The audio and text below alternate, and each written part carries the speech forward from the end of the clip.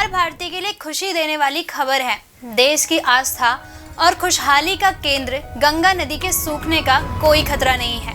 कैटो Institute के researcher fellow Swaminathan S Anklesaria Aiyar और glaciologist विजय के रैना के ताज़ा अध्ययन ने आईपीसीसी के उस दावे को खारिज किया है जिसमें 2035 तक हिमालय के ग्लेशियर गायब हो जाएंगे।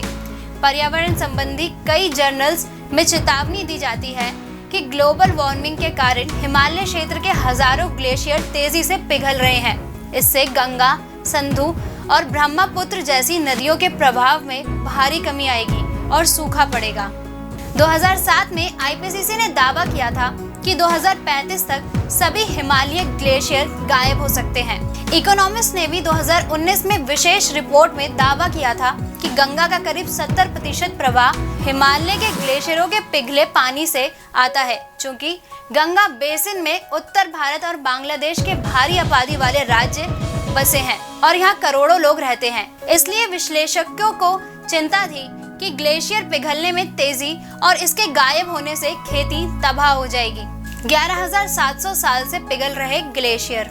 कैटो इंस्टीट्यूट के research fellow Swaminathan S Anklesaria Aiyar और ग्लेशियरोलॉजिस्ट विजय के रैना का ताज़ा अध्ययन बताता है कि ऐसा कुछ नहीं होने जा रहा। अध्ययन के मुताबिक हिमालय में ग्लेशियर पिघलने की प्रक्रिया हाल ही में तापमान बढ़ने से शुरू नहीं हुई है। यह हिमयुग की समाप्ति के बाद यानी 11,700 साल से पिघल रहे हैं। इसरो के सैटेलाइट अध्ययन में भी पुष्टि।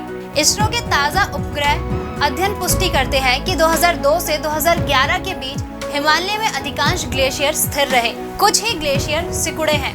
वास्तविकता यह है कि नदी के स्रोत गंगोत्री ग्लेशियर के पीछे हटना घटकर 33 फीट प्रति वर्ष रह गया है। इस तरह यह 3000 साल तक बना रहेगा। अय्यर के मुताबिक आमतौर पर गंगा बेसिन में जो 8.60 लाख वर्ग किलोमीटर बड़ा है, कई बार यह ग्लेशियर क्षेत्र को ढक लेती है। यह वर्ष बसंत में पिघलती है और गर्मी में गंगा में पानी आता रहता है। दरअसल ग्लेशियर के पिघलने का गंगा नदी के प्रवाह में योगदान 1% से भी कम है। हालांकि अब तक यह माना जाता है कि गंगा का स्रोत गंगोत्री ग्लेशियर है, लेकिन ऐसा नहीं है।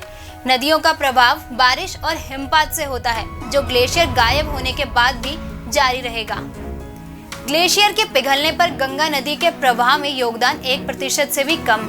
कई अध्ययनों से पता चलता है कि ग्लोबल वार्मिंग के चलते महासागरों से अधिक वाष्पीकरण होगा, वातावरण में अधिक बादल बनेंगे। इसके चलते बर्फबारी और बारिश होती रहेगी। ऐसे में गंगा का प्रवाह बना रहेगा।